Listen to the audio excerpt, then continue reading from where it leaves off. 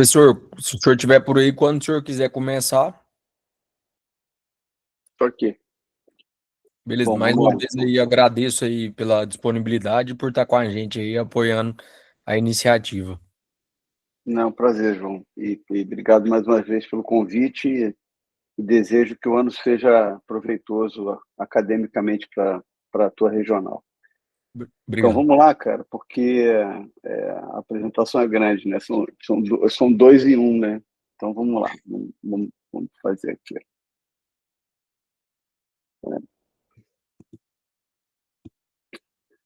Tá lá, né? Tá vendo o meu slide aí? Eu acho que agora não foi igual àquela hora, não. É estranho. Acho que é mostrar minha tela mesmo assim, não? Deixa eu fazer um negócio aqui, cara. Vamos lá. Fazer a mesma coisa que eu fiz da última vez aqui, ó. Tá lá, ó. Foi? Ele tá aparecendo, você está apresentando. Aí, tipo, você clicar mostrar minha tela mesmo assim, não é ali, não? Já sei o que é. É agora, ó. Foi? Agora foi. Então, beleza. Então, vamos nessa. Bom, mais uma vez, obrigado aí, João, pelo convite. E como eu falei, é um prazer poder ajudar a SBOT Tocantins aí e participar das atividades de vocês. O João pediu para eu falar sobre fraturas periprotéticas ao redor do quadril, e eu vou focar muito mais em redução e fixação dessas fraturas do que revisão dos componentes propriamente dito, embora eventualmente a gente vai precisar da revisão desses componentes. Esses são meus conflitos de interesse, então, apesar de eu ter alguns conflitos, não tem nenhum tipo de relação, eu não vou mostrar nenhum produto aqui na apresentação para vocês. Como objetivo educacional, basicamente, o que eu queria que vocês pudessem, ao final dessa apresentação, fosse identificar alguns fatores de risco para as fraturas periprotéticas ao redor do quadril. Então, a gente vai falar tanto do acetábulo quanto da região proximal do fêmur. Reconhecer as classificações mais contemporâneas e saber classificar essas fraturas periprotéticas, tanto do acetábulo quanto da região proximal do fêmur. Cada um tem seus sistemas de classificação mais utilizados que norteiam o tratamento. E, finalmente, selecionar o tratamento apropriado, basicamente utilizando esse sistema de classificação. Então, vamos começar falando do acetábulo, porque é uma lesão um pouco mais incomum, mas ela, portanto, é mais difícil de tratar, porque a gente tem menos ciência ao redor desse tipo de lesão. Então, uma literatura relativamente recente, já se vão aí 20 anos, mas a raridade é tão grande que a literatura não é muito atual, ela gera em torno de 0,4% de todas as fraturas periprotéticas, né? Não é uma fratura comum, mas acontece, e aí a gente pode ver um exemplo nessa radiografia. E uma pesquisa do PubMed que eu fiz utilizando o termo fraturas acetabulares periprotéticas, eu achei 114 artigos, desses 36 realmente relevantes, muitos eram relatos de caso, eram artigos com menos de 10, 30 casos e tal. E o que a gente tem que saber é que a fratura periprotética, assim como a fratura do acetábulo, assim como a da região proximal do fêmur, ela tem basicamente dois momentos críticos, né? Então, ela pode acontecer durante o procedimento cirúrgico, e aí é importante que o cirurgião consiga identificar isso. No fêmur não é tão fácil, mas no acetábulo ainda é mais difícil, porque a gente às vezes tem partes moles que atrapalham a visualização, então você tem que ter realmente um alto grau de suspeita, e elas acontecem também de uma maneira pós-operatória, seja precoce, seja tardiamente. Intraoperatoriamente, existem alguns fatores de risco que levam à fratura periprotética do acetábulo. Então, por exemplo, fraturas periprotéticas acontecem de uma maneira um pouco mais frequente em pacientes que sofrem luxação traumática do quadril e que você eventualmente vai precisar fazer um componente acetabular, por exemplo, ou durante uma luxação do quadril de uma prótese de quadril, né? Porque a própria cabeça femoral do componente protético pode fazer o mesmo mecanismo que faz numa fratura acetabular num quadril nativo. Uma fresagem acetabular, seja ela subfresagem, menos frequentemente, sobfresagem, vou mostrar um caso, mais frequentemente, a gente pode causar defeitos, tanto defeitos periféricos de parede, e o mais comum é da parede posterior, por um mau posicionamento da raspa acetabular, ou a perda do controle da raspa acetabular, ou eventualmente um aumento da antiversão do acetábulo, comendo a parede posterior, e pode acontecer no fundo do acetábulo, porque eventualmente a gente ultrapassa a nossa barreira, que é a gota de lágrima de telha.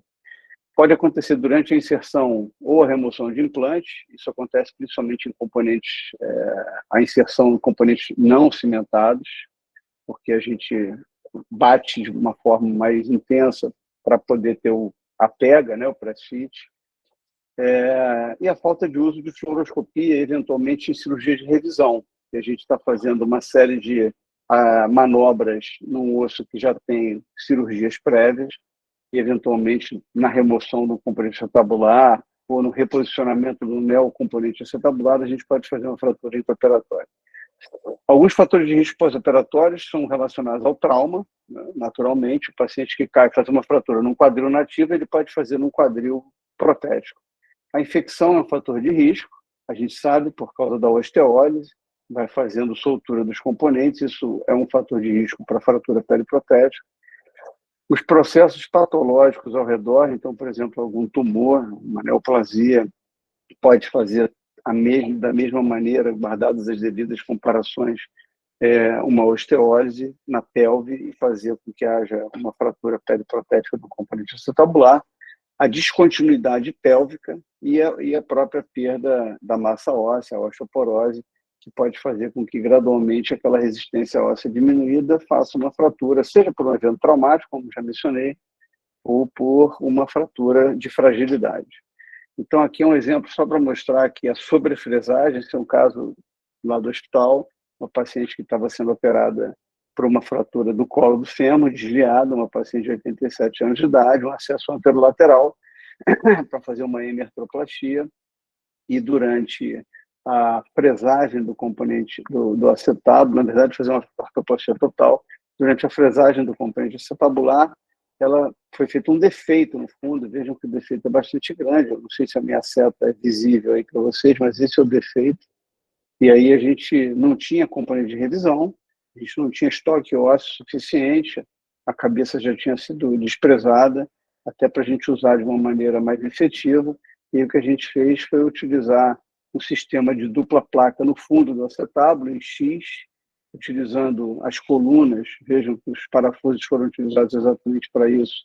A gente utilizou as colunas para colocação de parafusos extralongos, para fixação desses implantes intra-acetabulares, e aí utilizando um quê de enxerto que a gente conseguiu, a gente fez uma moeda, presou isso lá no fundo, vejam, o metal está lá no fundo, o osso autógeno está aqui, e aí fez a colocação de um componente acetabular pimentado, com o neo fundo metálico, e obviamente depois houve a questão da osteointegração dessa pastilha de osso autógeno. Então isso pode acontecer. Na avaliação radiológica, não importa se a fratura aconteceu intra ou pós-operatoriamente, é importante fazer as radiografias em AP e as oblíquas de Judê, porque trata-se de uma fratura de acetábulo, então a gente tem que fazer as incidências em alar e obturatriz. Nos casos em que a descontinuidade pélvica passa a ser uma lesão também da pelve, é importante que a gente agregue as incidências oblíquas de Penrose, que são as incidências de entrada e de saída, né? Então, são as incidências inlet e outlet.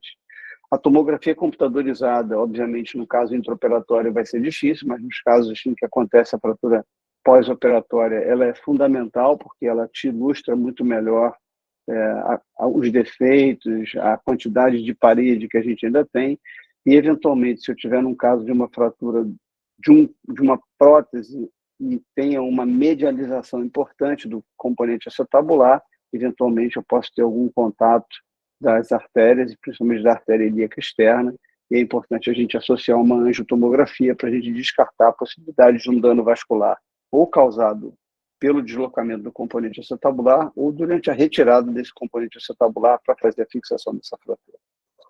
Então, vejam aqui um caso ilustrando exatamente as incidências. Vejam que na incidência em AP, a gente vê que existe uma fratura da coluna posterior do acetábulo, mas a gente não vê bem a coluna anterior, a gente não sabe se também tem um componente agregado da coluna anterior, tratando-se de um traço transverso, e quando a gente faz as incidências em alar, a gente vê bem que existe, de fato, uma dissociação da coluna posterior lá em cima, na parte inferior da incisura isquiática maior, mas a gente vê também que, apesar de não ter grandes desvios, existe também uma fratura da coluna anterior. A gente tem um degrau aqui na linha iliopectínea, que representa a coluna anterior. Então, é uma fratura transversa. E vejam que esse paciente ele tinha uma prótese total de quadril cimentada, o cimento já apresentava sinais de sutura. Vejam que aqui nas zonas acetabulares a gente tem já mais de 2 zonas praticamente com lise grande, maior que 2 milímetros. E quando a gente olha no componente femoral, a gente vê também uma reabsorção grande com osteólise ao redor do grande trocânter. Ou seja, era uma prótese que estava fadada ao insucesso, seja por soltura ou seja por uma fratura periprotética. E aqui a gente vê a tomografia ilustrando bastante bem essa região de soltura do componente acetabular cimentado, que é um fator de risco para uma fratura periprotética do componente acetabular. Com relação às classificações, existem várias, né? Existem classificações bem antigas, como a de Peterson e Lewallen, que classificam simplesmente se a prótese está estável ou instável. É importante saber, né? Porque se a gente tiver um componente instável, a gente tem que rever. No componente estável, a gente pode, diante de outras características e outros fatores, a gente pode pensar em fixar a fratura. Existe a classificação de Callahan, que ela basicamente norteia onde aconteceu a fratura do ponto de vista anatômico, se foi mais na parede anterior, se foi um traço transverso, como eu acabei de mostrar, se foi mais inferior ou se foi da parede posterior. E aqui eu particularmente acho mais interessante, que é a do grupo lá de Chicago, que é de Paprosky e Della Valle, modificado, que ela classifica em intraoperatória durante a inserção do componente, intraoperatória durante a remoção do componente, uma fratura traumática, uma fratura espontânea, que hoje a gente usa o termo muito mais fratura por insuficiência, e a descontinuidade pélvica, que é aquela perda completa da continuidade tanto da coluna anterior quanto da coluna posterior, na parte proximal com a parte distal. Mas, apesar dessa classificação de Paprosky e Della Valle ser muito interessante, vejam que ela também vai sendo as suas divisões, por isso que ela é a modificação da classificação original deles, né, do Paprosky e do Della Valle. Ela não diz para a gente a localização. Então, ela precisa de alguma coisa a mais para que a gente entenda qual foi a etiologia da fratura periprotética acetabular, se o componente ele é estável ou instável. Veja que a maioria das vezes a gente fala em termos de estabilidade ou estoque ósseo, nessa subclassificação, mas a gente não fala da localização. E aí eu acho que quando a gente tem que falar da localização, nada melhor do que utilizar a classificação de Le Tournelle, que é a classificação que a gente usa para as fraturas do acetábulo nativas, né? Eu vou mostrar para vocês as fraturas em 5 tipos elementares e 5 tipos associados. De uma maneira, a padronização, hoje, principalmente o grupo AO, o grupo periprotético, que é um grupo combinado de pessoas da reconstrução e do trauma. A gente tem tentado fazer de uma maneira para uniformização na literatura e para a gente falar mais ou menos a mesma língua nas publicações, utilizar o sistema de classificação unificado, que é o UCS, que fala com relação também à estabilidade do implante, localização da fratura e características anatômicas. Então, eu recomendaria assim, que a gente utilizasse a classificação de Paprosky e Della Valle modificada, a classificação de Le Tournelle para localização anatômica, padrão de fratura, e de uma maneira mais acadêmica e em termos de reporte científico, o sistema UCS.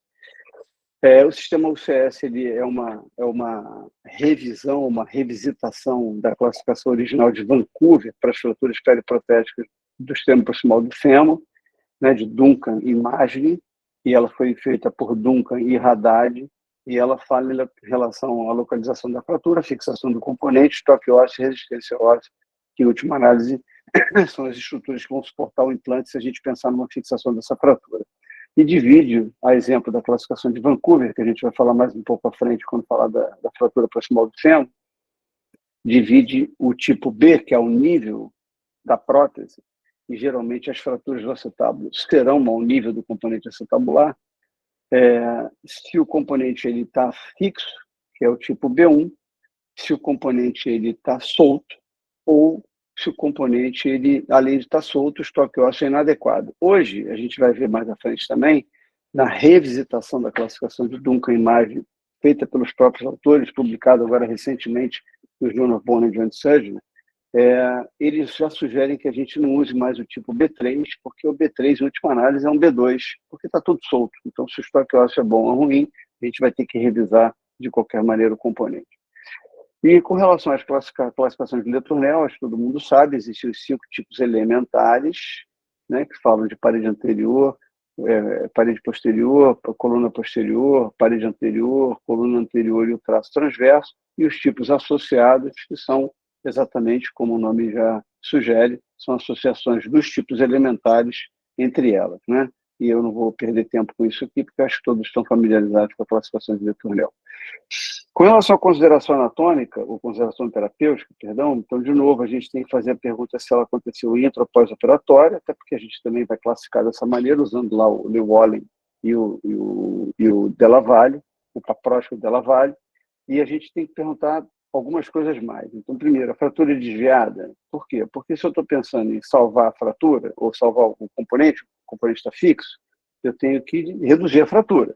Então, eu tenho que entender se eu consigo fazer isso de maneira minimamente invasiva, ou eventualmente percutânea, ou que é muito difícil no acetábulo, na fratura periprotética, ou se eu preciso fazer uma abordagem, e se eu preciso fazer uma abordagem, qual é o posicionamento do paciente, qual abordagem eu vou fazer, etc.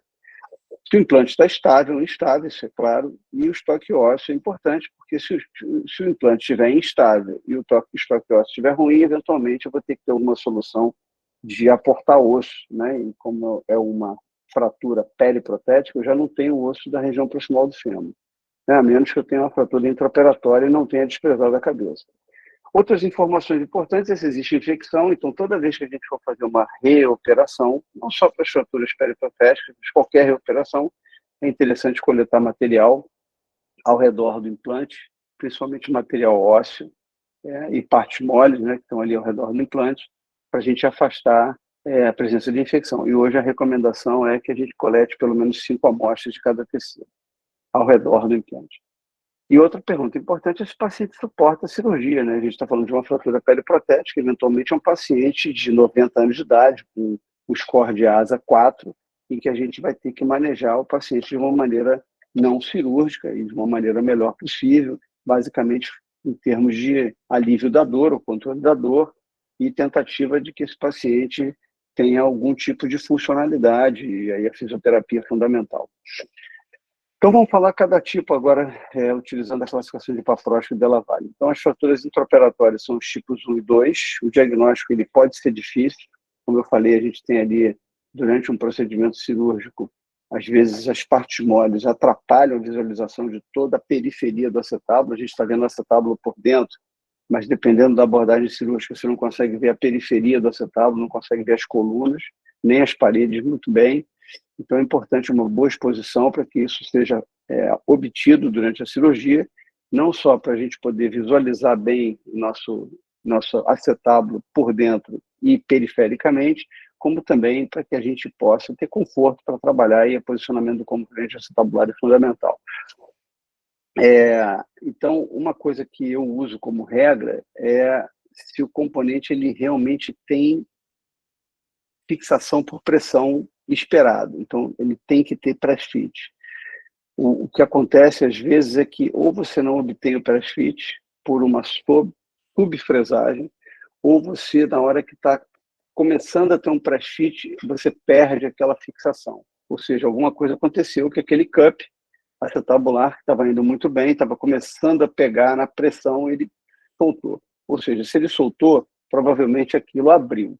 Então, você tem que tirar o cup, olhar por dentro e olhar por fora. Tá?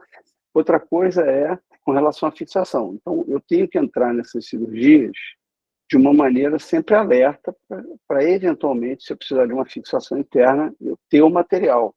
Então é importante operar ou em um hospital que eu tenha um backup de um material de fixação interna, e se eu tiver paracetábulo, é o melhor cenário do mundo. E se eu não tiver no hospital que tenha isso, eu tenho que antever os meus problemas, eu tenho que pedir isso. Assim como eu peço a minha prótese, eu peço lá os componentes que eu vou precisar, eu defino se vou cimentar ou não vou cimentar, eu defino se eu vou utilizar, por exemplo, um sistema de lavagem pulsátil ou não vou utilizar um sistema de lavagem pulsátil, etc. e tal. Eu tenho que antever que, eventualmente, eu possa ter alguma complicação intraoperatória e aquilo tem que estar ali de backup. Pode estar até fora da sala, mas está ali esterilizado para eu poder utilizar. Normalmente, a fratura intraoperatória, ela é ou durante a fresagem, como eu mencionei, ou durante a colocação do componente acetabular não cimentado. E, geralmente, ela acontece na parede posterior. E se o fragmento da parede posterior ele for maior que 20% da parede posterior, não tem press-fit, porque o press-fit ele é dado nas paredes e no teto e no fundo. Então, eu tenho que tirar o componente, como eu mencionei, reduzir essa fratura, fixar essa fratura, de uma maneira que os parafusos de fixação da minha placa não interfiram com o fundo do acetábulo, e aí eu tenho que ter o meu segundo backup, que é um componente acetabular multi-hole. Eu tenho que ter um componente acetabular com múltiplos furos. Por quê? Porque eu, além de utilizar uma placa para fixação da fratura do acetábulo, que aconteceu intraoperatório, eu vou utilizar esse componente de múltiplos furos, porque eu vou colocar múltiplos parafusos onde eu puder. Então, ele não só aumenta a minha chance de ainda colocar mais parafuso para fixar a fratura do acetábulo por dentro, pelo campo acetabular, como também ele me facilita a localização de corredores em que eu possa colocar esses parafusos para que não interfiram com o meu material de osteossíntese. E o enxerto ósseo é uma escolha do cirurgião, né? Então, eventualmente, se você for utilizar enxerto ósseo e você já não tem mais a cabeça numa artroplastia primária, você vai ter que tirar do ilíaco, provavelmente. Se você preservou a cabeça, você usa a cabeça, corta ela e usa como rodela, como moeda. E se você está fazendo isso numa revisão, você não tem mais osso do hospedeiro. Então, você vai ter que pensar em fazer ou um enxerto autógeno, ou você tem que ter tudo do bom e do melhor e ter já também se preparado para ter algum tipo de enxerto ósseo na região, seja um enxerto ósseo autógeno ou um substituto ósseo. Então, esse é o cup acetabular multi-hold, que eu falei para vocês. Então, veja, ele é um cup poroso, ele é um componente acetabular para uma prótese acetabular não cimentada, mas vejam que ele tem múltiplos rolos. Então, isso permite não só que eu coloque muitos parafusos que me ajudam na fixação da fratura do acetábulo, mas eu também consigo evitar o confronto dos meus parafusos do componente acetabular com os parafusos em que eu utilizei na minha placa para fixação da fratura do acetábulo. Então, aqui a gente vê um caso, uma paciente que durante a colocação do meu componente acetabular, eu senti que deu uma perda de press-fit, tirei tudo, vejam que aqui a seta está mostrando que tinha uma fratura do acetábulo aqui, aí a gente reduziu essa fratura do acetábulo e colocou uma fixação com placa. Vejam, a placa está aqui por trás do componente acetabular, a placa está aqui, ó, fixando a fratura da parede posterior, e depois a gente colocou o campo acetabular multi-hole, vejam que tem vários parafusos para lá, para cá, para lá, e fez o que a gente queria, que era um componente acetabular não cimentado. Isso com 5 anos de pós-operatório, vejam a prótese completamente fixa, a fratura já consolidada e com um pouquinho de ossificação heterotópica, um Bruker 1, que não tem nenhum tipo de interferência com a funcionalidade do quadril, Harris Hip Score de 95.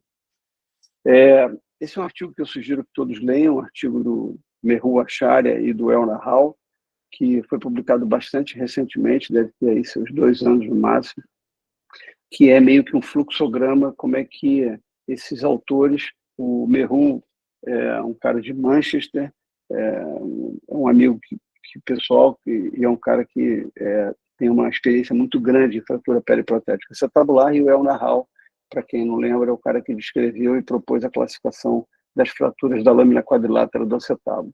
Então, eles propõem aí esse fluxograma, é um artigo que está aberto, que é do Journal of Clinical Orthopedics and Trauma, e eu sugiro que vocês leiam isso aí. Nas fraturas pós-operatórias que não tem desvio e o implante é estável, são as paproscopia dela vale tipo 3A, No paciente que não é cooperativo, não é cooperativo. Ou seja, é um paciente que é desorientado, ou é um paciente que já tem alteração do cognitivo, é melhor não operar. Então, a fratura está sem desvio e o implante está estável. Então, passa para um tratamento não cirúrgico, monitora semanalmente, radiograficamente, se está tudo evoluindo bem, deixa o paciente pisar com descarga de peso parcial, utilizando o andador ou dupla muleta, se tiver bom controle de braço, mas ele vai pisar. Então, deixa pisar e controla para ver se não vai ter desvio e, obviamente, otimiza a analgesia e faz profilaxia de trombose venosa profunda para ver se esse paciente não tem nenhum tipo de complicação e a maneira que vocês forem vendo que a fratura está consolidando, começa a aumentar a carga e, naturalmente, o paciente vai fazer isso. Naqueles pacientes que obviamente, têm um grau de cognição adequado, o que dá para fazer nesses tipos de paciente, o implante está estável, a fratura não tem desvio, é uma fixação ou percutânea, com parafusos apenas, se tiver espaço nos corredores, e se a fratura permitir isso, por exemplo, não for uma fratura de parede, que aí é muito difícil de fazer fixação percutânea, ou se for uma fratura de parede, o paciente for cooperativo, é melhor propor uma cirurgia, faz uma redução aberta, fixação interna, reduz, fixa aquela fratura, que já está no lugar, que não tem desvio, e a gente fica muito mais confortável de permitir uma carga de uma maneira mais ampla para esse paciente desde os primeiros dias, sem tanto receio. Nas fraturas que têm desvio e o implante é estável, a abordagem cirúrgica é mandatória, então a fratura está desviada. Então, mais uma vez, eu posso tentar reduzir percutaneamente, principalmente se a fratura for da coluna, que não é o usual, mas em caso de não conseguir uma redução adequada, ou a fratura não for de coluna, ela for de parede, a gente vai escolher qual abordagem cirúrgica a fazer, parede posterior, um acesso lateral, acesso qualquer Langenbeck, e se for uma fratura mais anterior, a gente vai escolher alguma abordagem anterior, ou uma abordagem anterior intrapélvica, ou uma abordagem, por exemplo, tipo Smith-Petersen, com osteotomia eventualmente da espinha ilíaca anterosuperior, que dá uma exposição boa da parede anterior. E retém o implante, obviamente, lembra sempre disso aqui, ó, tomar culturas, porque toda reoperação a gente tem que investigar se não tem uma infecção de baixa virulência, que pode estar contribuindo, é um fator de risco para a ocorrência dessas fraturas, como eu falei, por osteólise. E sempre pensar em usar um componente acetabular com vários furos, se for revisar o implante. Se o implante não for revisado, e no caso de um implante estável não é a regra, a gente vai manter o componente acetabular e vai tratar a sua fratura. Então, veja, esse é um paciente que fez exatamente isso, uma prótese unipolar, uma hemertoplastia não cimentada, feita por uma abordagem posta do lateral. O paciente não tinha dor no quadril previamente, caiu, ele fez essa prótese porque ele teve uma fratura no colo do fêmur 5 anos antes, caiu, o paciente relativamente ainda jovem, né, 67 anos de idade, não é tão velho assim, e fez esse padrão de fratura. Veja, isso é uma fratura da dupla coluna do acetato, tá? Então a gente vê que tem uma fratura da coluna anterior, bem desviada, tem uma fratura lá em cima da coluna posterior, com um certo grau de desvio, e tem uma dissociação do teto acetabular do restante do esqueleto axial. Então isso é uma fratura da dupla coluna. Né? Na incidência obturatriz, a gente vê o clássico sinalzão do esporão aqui, representado aqui pela parede posterior. E aqui a gente vê na incidência em alar aquela fragmento do teto completamente solto. Ou seja, é uma fratura da dupla coluna num paciente que tem uma hemertoplastia. Então, o componente femoral está fixo, mas ele não tem um componente acetabular propriamente dito, e fez uma fratura acetabular. Então, eu vou ter que revisar essa prótese de uma maneira em que, ao fixar essa fratura, eu converto essa artroplastia unipolar numa artroplastia, ou uma hemertoplastia numa artroplastia total.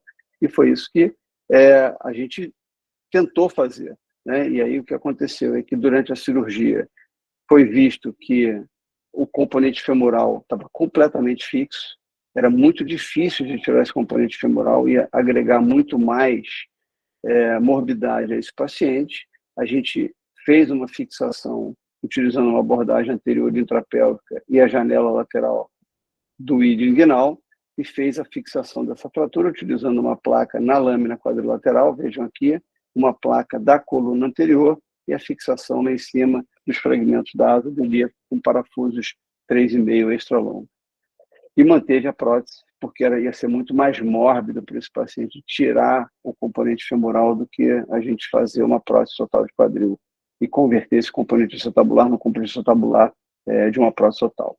E, finalmente, o último tipo, que são as fraturas intraoperatórias desviadas e com prótese instável. Como eu falei para vocês, eu não vou abordar esse assunto, mas é, obviamente, um paciente que vai precisar não só da fixação da fratura, como de uma revisão do componente acetabular.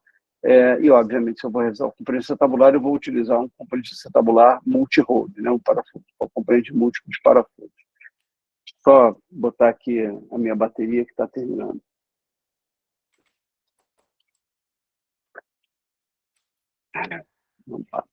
Então, a gente está vendo aí um caso, e eu já vou voltar a falar de uma maneira mais rápida, porque eu estou conectando aqui a minha eletricidade. Aqui. Bom, então esse é um paciente, veja, um paciente que tinha feito uma prótese de quadril 13 anos antes, ele tinha feito uma fratura de acetábulo 40 anos atrás, foi tratado à época com uma redução aberta de fixação interna por um acesso posterior, utilizando só parafusos, que era o que se fazia 40 anos atrás. Esse caso já tem algum tempo, então se fazia 50 ou 60 anos atrás. E depois ele fez uma artroplastia total não cimentada, 13 anos antes dele ter tido essa lesão, e fez essa fratura periprotética do componente acetabular. Vamos lá, vamos ver de novo lá. Ele tem uma coluna anterior que parece não ter uma dissociação, talvez ele tenha alguma coisa aqui, e ele tem um desvio importante da coluna posterior. Vejam que existe uma dissociação aqui lá em cima na linha ilioisquiática. Quando a gente vê as incidências em alar e obturatriz, e a gente vê a incidência em alar, a gente vê aqui a linha da coluna posterior, e a incidência em obturatriz, a gente vê que aparentemente está tudo certo com a coluna anterior. Então, ele tem uma fratura posterior, então uma fratura de coluna posterior, e a gente partiu para fazer uma abordagem posterolateral, até porque ele já tinha um acesso prévio posterolateral para a realização desse componente acetabular, desde essa tomografia, mostrando lá a área de lise. Então, a causa nesse paciente foi a queda, mas ele já tinha um fator de risco, que era uma osteólise importante ao redor do componente acetabular. Vejam aqui a tomografia, o componente completamente solto. A gente vê que houve uma migração proximal do componente. E aí a gente fez essa abordagem, fez um halo-enxerto intraacetabular e utilizou um componente multi-hole e utilizou uma prótese modular de Wagner. Vejam, essa é a prótese modular, uma prótese de revisão. E esse é o paciente 4 anos depois, caminhando com a sua marcha bastante boa, sem claudicação, com Harris Hip Score de 96, e a gente utilizou, como eu falei para vocês, esse acetábulo multi-hole. E a prótese modular, porque facilita a revisão de uma prótese de quadril. Esse é um outro caso, 67 anos, uma artrose bilateral de quadril, o lado direito era mais sintomático, fez uma artroplastia total de quadril híbrida, com componente acetabular não cimentado, processo posterolateral, e teve uma queda ao solo agudamente, menos de 2 semanas depois, e vejam que existe uma fratura periprotética acetabular, com deslocamento do componente acetabular, luxação da cabeça da prótese, e a prótese rodou completamente e deu uma penetrada na pelve. Esses são os casos em que a gente tem que ficar um pouco preocupado, principalmente naqueles casos mais evoluídos. Esse paciente era bem recente, se esse componente acetabular já não tem algum tipo de fibrose com a artéria ilíaca externa. Como ele era muito jovem, muito recente, essa fratura, a gente, pós-artroplastia, a gente não precisou fazer a tomografia nesse paciente. Essa é a tomografia, vejam, uma fratura da coluna anterior, com desvio mínimo, mas uma fratura importante da coluna posterior, com desvio importante. Então, a fratura é uma fratura anterior, com traço hemitransverso posterior. Né? Então, a gente vê lá, anterior, com traço hemitransverso posterior. Né? Então, a lâmina quadrilateral, que tem um componente de 2/3 da coluna anterior e 1/3 da coluna posterior, a lâmina estava completamente deslocada e rodou o componente. E aí a gente fez isso, um acesso anterior intrapélvico, a gente foi lá e colocou uma plaquinha na lâmina quadrilateral para trazer a lâmina de volta para a posição e, obviamente, lateralizar o componente acetabular, porque senão ele ficaria medializado, e fixou a coluna anterior com uma placa da coluna anterior, e utilizou um acetábulo multi-hole para colocação de múltiplos parafusos fora dos corredores que poderiam interferir com os parafusos das placas utilizadas. Então, em resumo, para a gente partir para o fêmur, quando a gente fala de fratura periprotética do acetábulo, é importante classificar a fratura, identificar, obviamente, classificar a fratura, determinar a estabilidade do implante. Eu sugiro que a gente utilize as classificações que eu mostrei. Então, Paprocki e Della Valle modificadas, a classificação unificada, que é muito mais uma ferramenta de literatura, mas é importante que a gente saiba, e a classificação de Letournel, que norteia qual é o tipo de fratura do acetábulo e, obviamente, norteia qual é a abordagem cirúrgica que a gente vai fazer. Se a fratura acontecer intraoperatória, é importante ter um alto grau de suspeição, então toda vez que estiver colocando um componente não cimentado, porque acontece praticamente com componente não cimentado, se não estiver dando press-fit, ou se estiver dando um press-fit e rapidamente perdeu-se aquele press-fit, pode suspeitar que tem uma fratura, tira tudo e dá uma olhada. O tratamento é imediato, senão a gente perde o timing. Se a fratura não tem desvio, implante estável, a gente pode não operar, principalmente no paciente que não tem muita cooperação. Se o paciente é cooperativo, eu sugiro operar, porque a gente fica muito mais confortável de que não vai ter mais desvio, né? A gente não tem o risco de um desvio secundário. Se a fratura é desviada e o implante é estável, obviamente eu vou fazer uma fixação da fratura, vou reter o implante e sempre coletar cultura para afastar a infecção.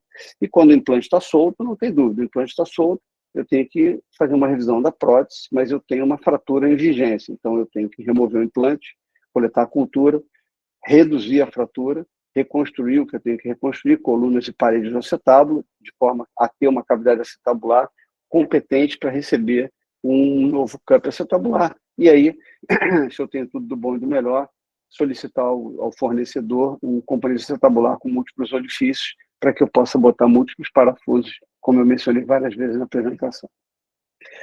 Com relação à fratura do fêmur, João, eu vou seguir, depois a gente bate papo aí, senão a gente Beleza. perde um tempo. Então, com relação à região do fêmur, ela é um pouco mais comum, então esse trabalho do Karl Stoffer de 2020 fala que elas acontecem em até 18% das próteses de quadril, sejam hemertoplastias, sejam artroplastias totais, e o risco vai aumentando com o tempo, né? Então, com um ano, a incidência de fratura periprotética é de mais ou menos 2%, com 20 anos ela é de 11,5% praticamente. E por que ela vai aumentando com o tempo? Principalmente porque a resistência óssea vai diminuindo pela questão da carga que passa pelo metal e, obviamente, diminui no osso, né, que é o stress shielding. Então, diminui no osso e o osso ele perde resistência, ele tem aquela osteoporose, entre aspas, por desuso, porque a carga passa mais pelo metal, o módulo de elasticidade do metal é bem menor do que o do osso, e o dispositivo do componente femoral ele é intramedular, é uma haste intramedular fixa. O afrouxamento do componente femoral, assim como no acetábulo, é uma causa, porque vai tendo osteólise, então osteólise significa reabsorção, e isso aumenta a chance de fazer essa fratura, e por isso que com o tempo a gente passa de 2% para quase 11,5% em 20 anos. Reconhecidamente, existem alguns fatores que são de risco. Então, o uso de haste cônica, como demonstrado aí nessa ilustração, e implantes não cimentados, e aí o implante não cimentado é um fator de risco muito maior para uma fratura intraoperatória, são os maiores fatores de risco na fratura periprotética do componente femoral, tá?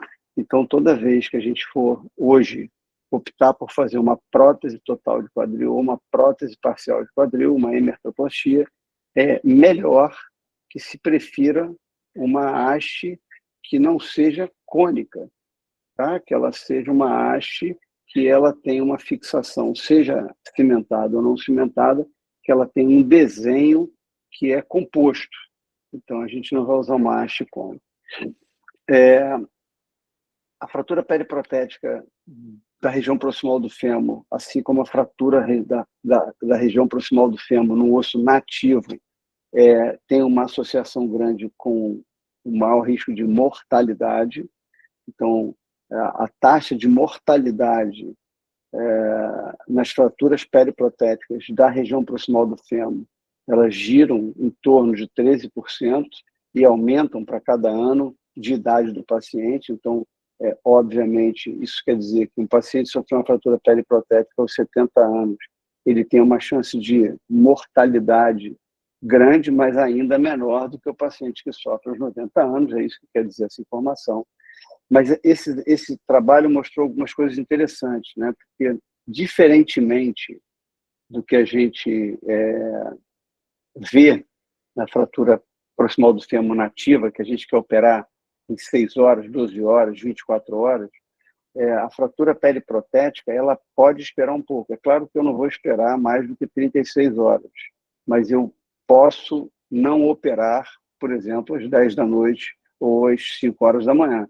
Eu posso me programar para que eu opere no melhor momento possível com esse paciente completamente compensado. As doenças cardiovasculares, a demência, as doenças neurológicas, ou seja, pacientes que têm essas comorbidades, ou isolada ou associadamente, são pacientes também que têm uma taxa de mortalidade maior.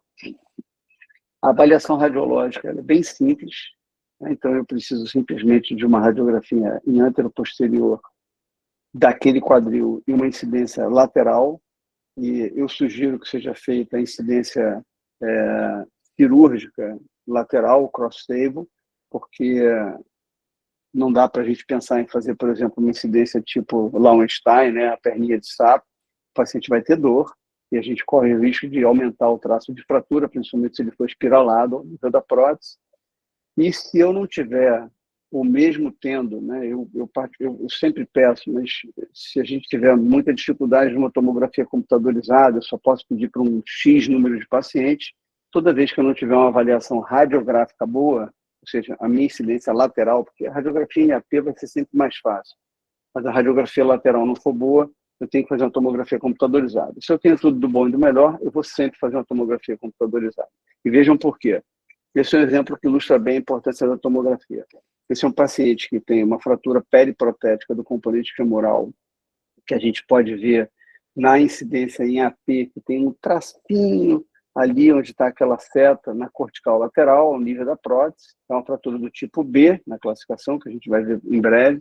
Quando eu faço ali a incidência cirúrgica do trauma, né, o perfil, eu vejo que tem alguma coisa ali onde está a minha seta também, mas eu não consigo estudar direito se esse traço rodou, porque eu estou vendo duas visões estacionárias, né? E aí, quando a gente faz a tomografia computadorizada, a gente vê que o traço ele é completo, ele rodou em torno desse componente protético, é uma fratura completa, e aí o próximo passo é avaliar se a minha prótese ela segue estável ou não, e é o que vai definir se eu vou precisar fazer uma revisão desse componente femoral ou só tratar a fratura sem precisar revisar o componente femoral. Então, essa é a importância da tomografia. Então, quando eu tiver, eu vou pedir sempre. Se eu tiver recurso limitado, eu vou pedir toda vez que eu não tiver uma avaliação adequada na incidência lateral, porque eu preciso ver pelo menos 2 incidências ortogonais dessa região proximal do fêmur. Com relação a classificações, aqui a gente tem basicamente a classificação que eu mencionei para vocês, que é a classificação de Vancouver, revisitada em 2025 pelo Duncan e pelo Masden. E, obviamente, de novo, a gente vai usar um sistema de classificação unificado, e, a exemplo do que eu mostrei nessa tábua, basicamente vê a estabilidade do implante, localização da fratura e as características anatômicas daquela fratura. Então, esse é o trabalho recentemente publicado agora. Isso aí é uma publicação que eu acho que deve ter saído por agora. Isso aí era aquela Impress ainda, de 2025, final de 2025, vejam, 2 de dezembro, ainda não tinha sido publicada oficialmente, estava em press, que é a revisitação da classificação de Vancouver. Quais são as grandes mudanças aí, para resumir isso aí, para vocês não ficarem lendo os slides? Os tipos A continuam sendo exatamente iguais, então é o tipo apofisário, está lá nas apófises, então é o A grande trocânter e o A pequeno trocânter. O tipo B, eles sugerem a exclusão do tipo B3, porque o B3 ele se comporta exatamente como o B2, ou seja, independentemente do estoque ósseo, o componente está solto. E o tipo C, eles sugerem que seja retirado, porque o tipo C, fundamentalmente, ele vai se comportar igual ao tipo B1, né? Porque o tipo B1 é uma fratura ao nível da prótese, mas a prótese está fixa, e o tipo C é uma fratura abaixo da prótese, mas a prótese continua sendo fixa. Então, eu vou manter a prótese e vou tratar a fratura. Então, independentemente se a fratura é ao nível da prótese ou abaixo da prótese, eu vou manter a prótese e vou tratar a fratura. E eles propõem a entrada de um tipo D, que é a fratura interimplante, que é o que a gente já vê na classificação unificada, que eu vou mostrar mais à frente para vocês, que é a fratura interprotética. Algumas coisas mais que eles sugerem é exatamente a diferenciação se a prótese é cimentada ou não cimentada. Então, eles fazem uma subdivisão do tipo B1. Vejam que o tipo B1, eles não só eles veem se a prótese é cimentada ou não cimentada, e o que foi observado por esses autores é que no tipo B1, a prótese está fixa, eles observam qual é o padrão do traço de fratura. Então, eles subclassificaram como um B1T, onde o traço de fratura tem uma configuração transversa, ou um B1S, em que o traço de fratura é oblíquo ou espiralado. E por que eles observaram e fizeram essa subdivisão? Porque eu acho que é importantíssimo na visão deles e eu entendi perfeitamente. Os tipos espiralados ou oblíquos, a área de fratura, a zona de fratura, ela é muito maior. Então, o strain, a deformidade é muito menor. Então, essas são fraturas que consolidam de uma maneira muito melhor. Nas fraturas transversas, elas têm uma linha, um traço de fratura que é muito menor. Então, a deformação, o strain é muito maior. Então, se a gente não tiver uma redução muito anatômica, não necessariamente eu preciso ter uma compressão interfragmentar, mas eu preciso ter contato máximo entre os fragmentos proximal e distal, porque senão essa fratura não consolida, porque a gente, principalmente nas próteses cimentadas, ainda tem a questão do cimento. Então, isso é importante. Toda vez que vocês virem uma fratura do tipo B1 na região proximal do fêmur e o traço for transverso, é preferível fazer uma redução aberta, olhar o que a gente está fazendo, reduzir anatomicamente para ter máximo contato entre a zona de fratura e fazer a sua fixação. Ao passo que nas fraturas mais espiraladas, eu posso tentar fazer uma redução ou um alinhamento de maneira menos invasiva, porque a fratura per se já tem uma zona de contato, de fratura muito maior, e o strain, obviamente, é menor. E a classificação unificada é essa, então, de uma maneira mnemônica, só para vocês lembrarem, ela vai de A a F. Então, basicamente, os 3 primeiros tipos são os tipos que a gente já conhece da classificação de Vancouver, lembrando que o tipo C hoje, ele é, claro, que o tipo B1, ele é mais ou menos igual ao tipo B1, porque a prótese está fixa, mas, basicamente, de uma maneira mnemônica, é isso. A, B, C, D, E seria apofisário, no bed, né, no leito da prótese, que é o nível da prótese, clear, que é longe da prótese, é abaixo da prótese, o D, que é dividindo o osso entre as duas próteses, que é a interprotética, o E, que ela é uma fratura em que você tem dos dois ossos que suportam uma artroplastia, então, fundamentalmente, seria a gente ter uma fratura tanto no acetábulo quanto no fêmur, e o F é uma fratura do lado oposto à prótese, como eu mostrei para vocês agora há pouco, um paciente que tinha uma hemiartroplastia e fez uma fratura no acetábulo, ou seja, ele não tinha uma revisão, uma componente acetabular propriamente dita e fez uma fratura no acetábulo. Algumas considerações terapêuticas, então, de novo, perguntar se a fratura é intra ou pós-operatória, porque e o padrão de fratura, né? Principalmente nas fraturas do tipo B1, em que eu vou definir se o traço é transverso ou ele é mais espiralado ou oblíquo. Por quê? Porque nos traços mais oblíquos eu posso tentar uma redução minimamente invasiva, um alinhamento anatômico e escorregar lá o meu implante, que vai ser um implante extramedular, ao passo que nos traços transversos eu fortemente sugiro que faça uma redução aberta e fixação interna com redução bastante anatômica da fratura periprotética. E, obviamente, eu posso pensar numa revisão nos tipos B2 e B3, que são aqueles em que o componente femoral está solto. Quando pensar, então, em minimamente invasivo, principalmente em pacientes que têm um risco maior de infecção e naqueles traços que são oblíquos, como aqui está demonstrado. Então, um A1 ou um C, um B1, desculpa, um C, a gente vai pensar em minimamente invasivo. Eu sugiro sempre a leitura desse artigo, também é um artigo que está aberto, que é um artigo da revista do EFOR, né, da Sociedade de Ortopedia Europeia. Ele é aberto, então ele basicamente é um artigo lá do grupo do Karl Stoffel, que a gente tem uma dificuldade, às vezes, de saber se aquela prótese está fixa ou não, né? quando a gente tem um estoque ósseo ainda bastante preservado, é difícil diferenciar entre uma B1 e uma B2 muitas vezes. E eles propõem esse algoritmo de avaliação em que começa, principalmente quando a gente não fez a prótese, né? Porque a gente não tem o segmento desse paciente ao longo dos anos. Então, eles propõem que a gente investigue se existe dor. Então, se existe dor, talvez essa prótese já estivesse solta, esse paciente estivesse caminhando com uma prótese solta, então é importante valorizar a dor prévia, se ela é existente ou não, a análise radiográfica, então tanto nas próteses não cimentadas quanto nas próteses cimentadas, então fundamentalmente nas não cimentadas, é se houve subsidência do implante, se tem uma osteólise ao redor, ou se a fratura é ao nível da prótese, ou seja, se eu fiz uma prótese não cimentada e ao nível da prótese, aquele sanduíche abriu, a prótese está solta, porque ela não tem fixação.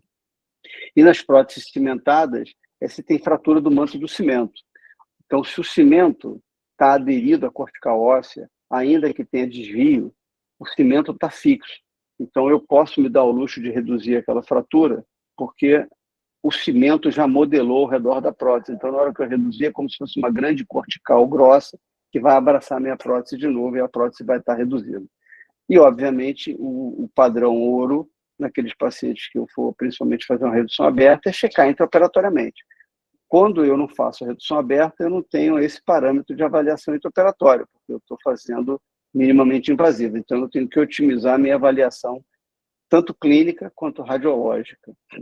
Então, aqui algumas manobras percutâneas, fazendo minimamente invasivo. Então, nesse caso, por exemplo, eu usei um distrator de fratura ao nível do pequeno trocânter para ganhar comprimento, né? Era uma fratura do tipo B1, então eu ganhei comprimento com esse distrator de fratura. Vejam que com mini abordagens a gente reduziu a fratura utilizando uma pinça de ponta, fiozinho para a gente segurar nas corticais, justa a prótese, e foi depois escorregando uma placa, vejam, com acesso minimamente invasivo, e a gente escorregou a prótese, a placa nesse paciente. Algumas coisas interessantes que a gente precisa saber do ponto de vista biomecânico. Então, alguns estudos que eu vou mostrar para vocês aí.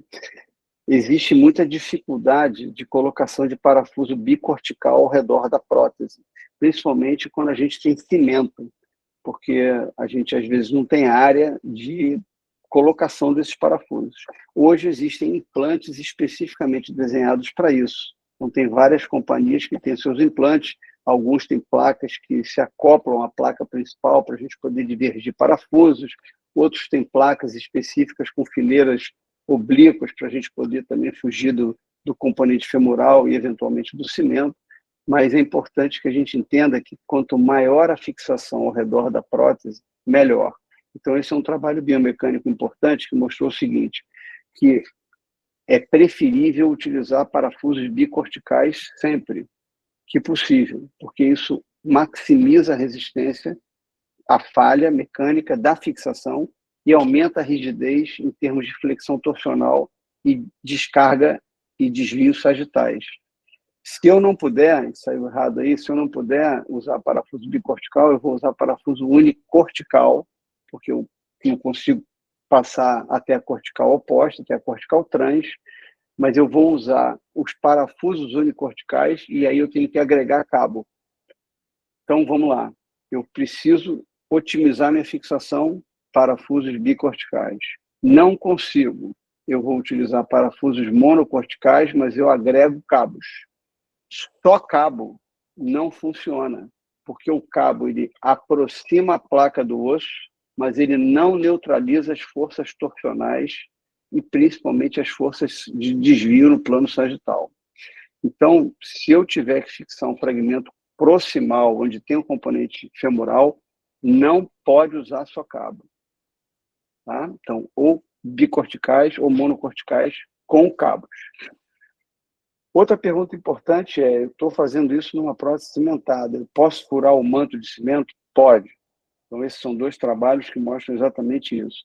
Não tem problema nenhum eu furar o manto de cimento, porque é como se eu estivesse furando um osso que é muito denso para atravessar de uma cortical cis para uma cortical trans. O que eu tenho que tomar e ter em consideração? Eu tenho que melhorar a minha técnica. E esse é um trabalho interessante também lá do grupo do Karl Stoffel, que mostra exatamente como fazer. Então, se eu vou botar o parafuso bicortical, ou mesmo que eu vá colocar um parafuso monocortical e tenha que furar o manto de cimento, o que eu vou fazer é utilizar uma broca de um diâmetro um pouco maior. Então, exemplo, eu estou usando uma placa bloqueada para a região proximal do fêmur, em que a maioria dos implantes utiliza parafusos 5.0 bloqueados e 4,5 corticais. A broca é 4.3 para os parafusos 5.0 bloqueados. Então, o que eu vou fazer? Eu vou pegar uma broca 4,5. Então, ao invés de utilizar a broca 4.3, que é a broca normal que eu utilizo para o parafuso 5.0 bloqueado, eu vou utilizar uma broca 4,5. Ela é um pouco maior. Então, na hora que eu estiver inserindo o meu parafuso, o torque do giro, o giro manual, o torque, não vai fazer fratura no meu cimento, porque ele vai passar de uma maneira um pouco mais fácil, porque o orifício é 2 milímetros, 0,2 milímetros maior. Então, esse é o detalhe técnico que eu tenho que fazer. Se eu estiver fazendo uma prótese não cimentada, esse problema não existe, porque eu não tenho manto de cimento para perfurar, então não preciso me preocupar. Então, vamos ver alguns casos aqui. Esse é uma paciente de 75 anos de idade, uma prótese de quadril direito feita há 5 anos por outro cirurgião, caiu da própria altura, tinha já uma fixação no fêmur contralateral feita 2 anos antes e tinha pouquíssimas comorbidades. Fundamentalmente, ela era idosa, pronto, não tinha nenhuma comorbidade maior.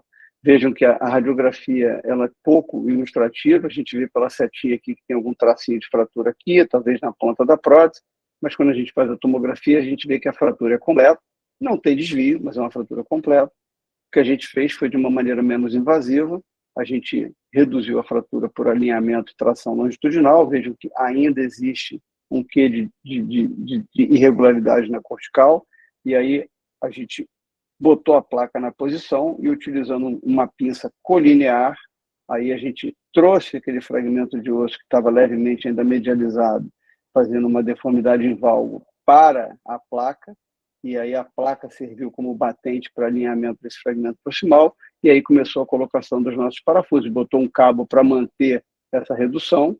Vejam que o cabo não está mantendo a fixação da placa, ele está mantendo a redução para eu tirar a placa, a pinça. E depois a gente fez a fixação com múltiplos parafusos, e vejam que os parafusos bicorticais, esse atravessando para trás da prótese, esse atravessando pela frente da prótese, esse monocortical, mas aí os cabos de cerclagem para neutralização, e lá embaixo os parafusos bicorticais e uma placa mais longa possível para a gente fazer uma fixação total desse fêmur, porque se esse paciente já teve uma queda e fez uma fratura aqui, ele pode fazer fratura em outros níveis, é o conceito da fixação total do fêmur.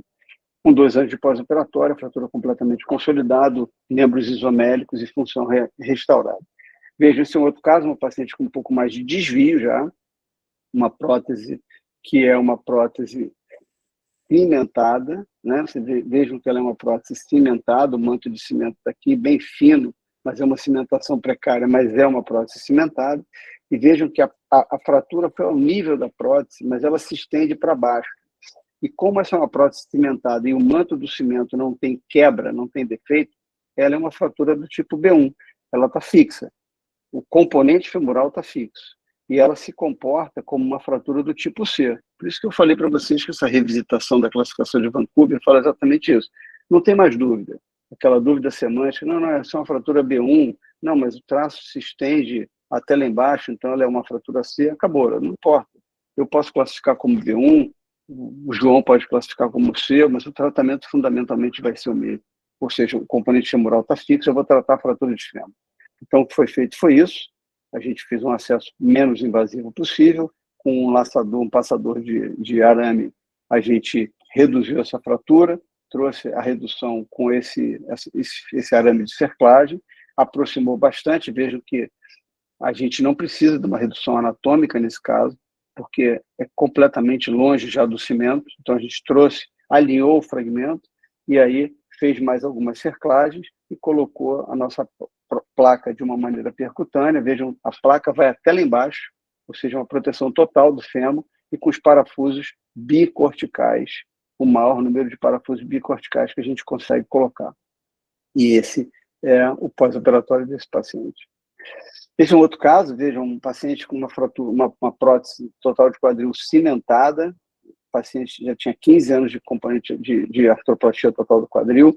Vejam que na colocação do componente acetabular aqui, o cirurgião fez um furo no acetábulo, aquilo que a gente falou lá da sobrefresagem, e aí, na hora da colocação do cimento, o cimento extravasou um pouco para cá, o paciente não tinha nenhuma repercussão, mas vejam que quantidade de osteólise ao redor da prótese, na parte mais proximal, mas fundamentalmente, se a gente olhar aqui para baixo, a parte distal dessa fixação, ela está perfeita. O cimento está completamente envolvendo essa prótese. Então, esse é um paciente que tem uma prótese fixa.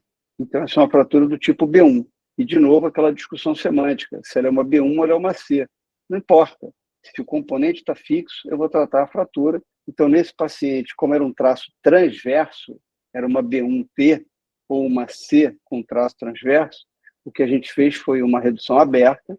Então, eu fiz uma redução anterior, veja-se um acesso menos invasivo anterior, entrando pelo quadríceps femoral. A gente reduziu essa fratura com uma placa de compressão dinâmica com parafusos corticais 3,5, bem medial, bem na cortical medial, fugindo da haste da prótese, como uma placa de redução provisória. Então, ao invés de eu colocar a pinça, a gente manteve essa placa na posição e depois, aí sim, de uma maneira percutânea, escorregou uma placa normal, não bloqueada, nada disso. E vejam que mesmo assim a gente consegue passar os parafusos ao redor da haste femoral, parafusos bicorticais, e lá embaixo, parafusos bicorticais, e de novo o conceito de uma placa muito longa para a gente proteger o fêmur de uma maneira integral. E esse é a evolução do paciente ao longo do tempo, a fratura consolidando e já a fratura consolidada. Quando pensar em redução aberta, então, como eu falei para vocês, principalmente nas fraturas em que o traço é transverso, aquelas fraturas irredutíveis e, obviamente, em algumas situações em que a gente tem um pouco mais de dificuldade técnica. Então, paciente, por exemplo, paciente muito obeso, uma irregularidade no manto de cimento, que eu preciso tirar um fragmento de cimento que vai atrapalhar a minha redução, etc. E tal. Então, vamos ver alguns casos aqui de novo. Esse é um paciente de 80 anos de idade, fez uma queda da própria altura, uma artroplasia total do quadril esquerdo 2 anos antes, menos de 2 comorbidades. Vejam que, de novo, a questão semântica, se ela é uma fratura B ou ela é uma fratura C, porque ela atravessa até lá embaixo. Não importa, porque na hora que a gente olha a prótese, o componente de cimentação está completamente ao redor do componente femoral, ou seja, a haste está fixa. Então, eu só preciso tratar a fratura. Então, se eu preciso tratar a fratura, não importa se eu classifico como B1 ou se eu classifico como C, porque eu vou tratar a fratura, porque a prótese está fixa. Então, essa é a tomografia. Vejam lá, aqui a gente ilustra bastante bem isso. Vejam o manto de cimento, ó, o manto de cimento está o tempo todo ao redor da prótese. Então, a prótese está fixa, mas aqui tem fratura do cimento. Mas se o cimento está aderido ao osso, quando eu reduzir isso aqui em posição, a ponta da prótese vai encaixar aqui. E se ela encaixa aqui e o cimento está fixo, ela não gira mais, tá? Porque ela está presa em cima e aqui embaixo ela tem um suporte que não vai permitir que ela rode. Então, aqui, ó, mais uma vez, uma tomografia, mostrando exatamente isso que eu mostrei para vocês. Então, o que, que a gente fez? Uma reduçãozinha aonde era a maior zona de problema, que era o desvio, a colocação de uma pinça do tipo espanhola, para reduzir essa fratura, colocação de múltiplos parafusos 2.7, para a gente poder tirar a pinça, então colocação de parafusos 2.7 como parafusos de tração, que são insuficientes para manter essa redução, mas são suficientes para manter provisoriamente a redução e me permitir a retirada de uma pinça, e depois a colocação de uma placa longa, gancho, bloqueada, para a gente poder fazer a fixação dessa fratura. E vejam mais uma vez a proteção total do fêmur. Esse é o pós-operatório imediato, esse é o pós-operatório com mês, esse é o pós-operatório com 2 anos e meio, a fratura consolidada. O último caso, para a gente poder terminar, porque eu acho que já tem 35 minutos aqui de apresentação, 30 minutos, o paciente obeso, né? A gente consegue ver aqui pela radiografia a sombra das partes moles, uma fratura aparentemente com desvio bastante pequeno, mas um traço mais transverso, aqui ao nível da prótese. Então, a fratura B1T, B1 transversa, uma prótese de quadril feita 7 anos antes. Essa paciente foi eu que fiz a prótese de quadril dela. 7 anos antes dela, e aí ela estava brincando com a netinho, tropeçou e caiu, fez essa fratura, que a gente poderia falar assim, pô, essa fratura não tem quase nenhum desvio, dá para tratar de uma maneira percutânea. Não tenho a menor dúvida que dava, mesmo ela sendo uma B1T. O grande problema é que a paciente já era muito obesa. Então, a gente fez uma abordagem bastante pequena, bem limitada à zona de fratura. Essa é a linha de fratura, vejam, a gente julgou que ela fosse uma B1T, na verdade ela era uma B1S, ou seja, mais fácil ainda de tentar tratar percutaneamente, de uma maneira menos invasiva, mas a quantidade de partes moles inviabilizou isso, a colocação de uma pinça de redução, uma pinça espanhola, a gente fecha a fratura, faz as laçadas com cabo de aço para manter a fratura em posição e tirar a pinça, e depois coloca uma placa escorregando para uma abordagem menos invasiva, a colocação dos parafusos bicorticais, vejam, parafusos bicorticais, sempre bicorticais. Essas laçadas elas estão para segurar a fratura, uma placa super longa para proteção do fêmur todo. Esse é com 3 anos de pós-operatório, a fratura consolidada e a paciente com uma função bastante boa. Então, para a gente resumir as fraturas periprotéticas da região proximal do fêmur, existe o maior risco de fratura de perimplante, né? Está escrito errado aí, por diminuição da resistência óssea devido à contribuição da carga pelo dispositivo intramedular. A gente sabe que existem alguns fatores de risco, então, intraoperatoriamente, componentes não cimentados aumentam o risco de fratura periprotética proximal do fêmur. Num período pós-operatório, à medida que a gente vai tendo uma longevidade dessa prótese, a osteólise é o maior fator de risco, exatamente porque vai acontecendo soltura, seja no componente femoral cimentado ou não cimentado, por razões diferentes. A abordagem ela pode ser minimamente invasiva em pacientes muito selecionados, então vamos lembrar aqui, fraturas do tipo C, fraturas B1 de traço oblíquo, pacientes que não sejam obesos e pacientes que a gente consiga fazer uma redução adequada de maneira menos invasiva. Salvo isso, a redução quase sempre vai ser aberta para fixação interna, para melhorar a qualidade de redução. Se a gente tiver uma fratura B1 de traço transverso, optem por uma redução aberta, ainda que consiga uma redução fechada, para ter certeza absoluta de que aquela redução ela é uma redução bastante anatômica, porque o contato ósseo é muito pequeno e o strain é muito grande, a chance de falha biológica e mecânica é maior. E considerar sempre a estratégia de uma proteção total do fêmur. Então, nada de placa curta. Mas a fratura ela foi bem alta, né? Uma B1, bem próxima ali da região do pequeno trocânter, eu posso usar uma placa menor. Não usem.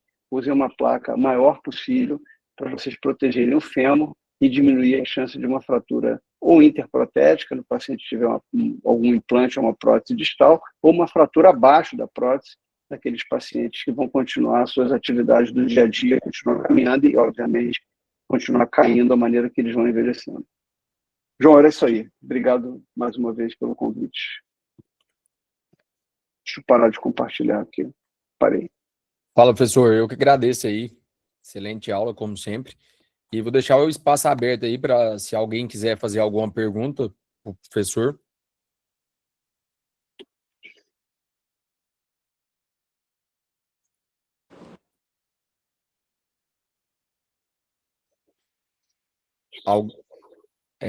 Alguém quer fazer alguma pergunta no grupo? Se quiser, fica à vontade, o espaço está aberto.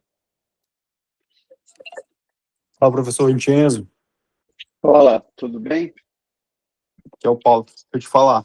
Como é que tá essa paciente aí da dupla placa no fundo do acetábulo? Tá bem. Tá bem. A última informação que eu tenho é que ela estava bem. Ela deu uma sumida, né? Eu não sei se ela sumiu porque ela está bem ou se ela sumiu porque ela morreu. Mas ela estava bem na última vez.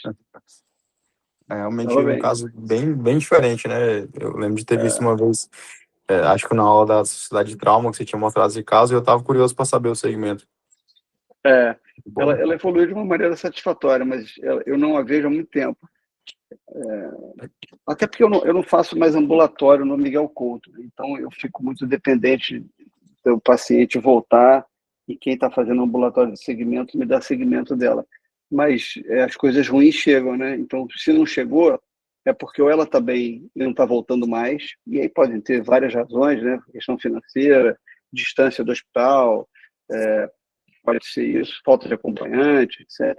Ou pode ser porque ela tenha morrido, porque a paciente era bem velha, era bem idosa, né? Era uma paciente bem idosa. não, legal, beleza. Era isso, era mais essa curiosidade mesmo. Abraço. Obrigado, cara. Fala, Leandro. Fala, Boa doutor noite aí, Leandro. Vitinho. Tudo bem? Leandrinho, E aí, Leandro, tudo bem? beleza. Eu tenho feito, ao longo da vida, aí, a gente vai fazendo umas revisões que são meio complexas, principalmente do acetábulo, né?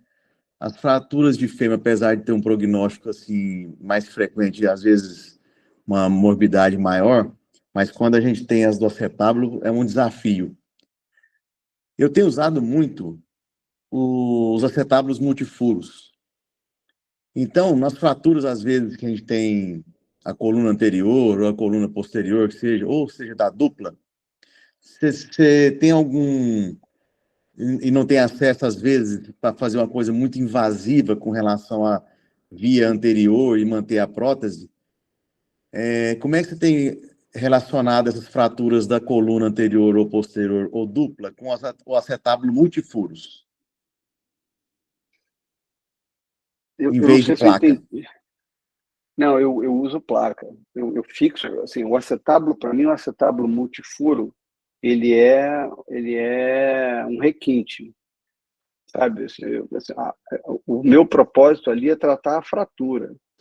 Então, Ah, eu trato a fratura da maneira como eu trataria uma fratura de um acetábulo nativo. Então, certo.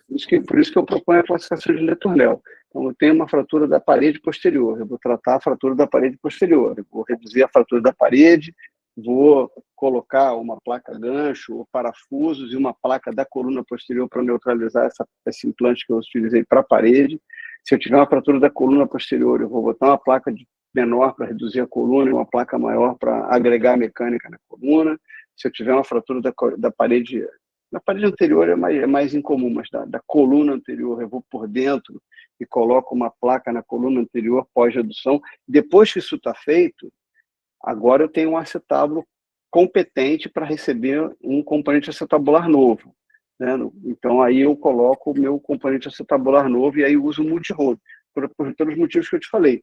Eu vou colocar parafusos a mais, ou seja, aumenta a minha fixação dos fragmentos da minha fratura e eu não coincido, não tem conflito interimplantes, porque se eu estiver utilizando a broca e ela bater em algum dos parafusos que eu utilizei na placa, eu paro aquele furo e vou para outro furo. Então, eu acho que o acetábulo multi-hole, ele é uma cereja do bolo. Então, por que eu estou falando isso, Leandro? Porque eu vou te dar a minha realidade. Se eu tiver que fazer isso no Miguel Couto, que é um hospital público, eu não tenho acetábulo multi-hole, eu não tenho multifuro.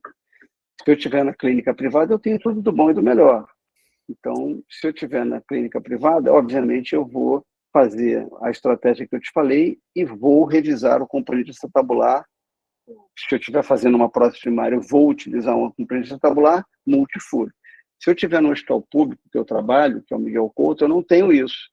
Então, eu vou fixar da melhor maneira possível a fratura do acetábulo e vou usar o componente acetabular que eu tenho, que é um componente acetabular normal, padrão, que me dá a possibilidade de colocar 3 parafusos. O que eu vou fazer é, na hora da colocação dos meus parafusos, como eu fiz a minha osteossíntese, aí eu vou rodar o meu acetábulo de uma maneira que, eventualmente, eu consiga achar um corredor melhor. É isso. Perfeito. Obrigado demais. Prazer, Vitinho. Obrigado. Mais alguém tem alguma pergunta aí, professor? Professor, eu acho que era isso. Muito obrigado aí mais uma vez. Nada, cara. Obrigado. E parabéns pelo teu trabalho aí, do Paulo, na regional. Vocês estão fazendo a diferença aí na sociedade, na regional Tocantins. E acho que é importante isso, sabe? Assim, a Sociedade Brasileira de Ortopedia, ela não é muito amigável para as atividades fora do eixo sudeste. E eu acho que vocês têm feito a diferença e isso é importante. E podem contar comigo e eu posso, ainda que não mais da diretoria do trauma, posso estender isso. Paulo conhece bem a diretoria do trauma, posso estender isso também. Os amigos da diretoria do trauma estão sempre Robinho esteve com a dispostos. gente também o ano passado. Estão sempre dispostos. Eu sugiro que vocês, desse ano, convidem o Luiz Penteado, que é o atual presidente, que é um cara também ótimo, bom orador, boas aulas, e eu acho que representa a Sociedade de Trauma aí junto com vocês. Certo, eu que agradeço, e realmente o trauma é o principal, né? É o que vai abranger a maior parte de nós ortopedistas, independente das subespecialidades. E a aula do Robinho também, ele deu uma aula de fratura de escápula, foi fantástica. Realmente, quando tem gente de peso assim, igual o senhor, o Robinson também, são temas que a gente olha assim, cara, que negócio complexo, mas quando você sai da aula, você sai maravilhado, né? Que você vê como que o negócio passa de uma fratura que a gente trata, a maioria conservador, para reconstruções belíssimas, né? E o senhor tem uma casuística muito grande de fraturas acetabulares, viu? Periprotéticas, na verdade, porque é tão incomum. É incomum, é incomum. Mas com o tempo a gente vai somando caso. Coisa ruim acontece. No Rio de Janeiro deve ter bastante material humano. Sem dúvida. A bola persegue o craque. Tá bom. João, obrigado mais uma vez. Valeu, Obrigado pela presença, obrigado pelo convite. Um abraço grande aí, João. Obrigado. Um abraço, Paulo. Abraço, professor. Abraço. Valeu.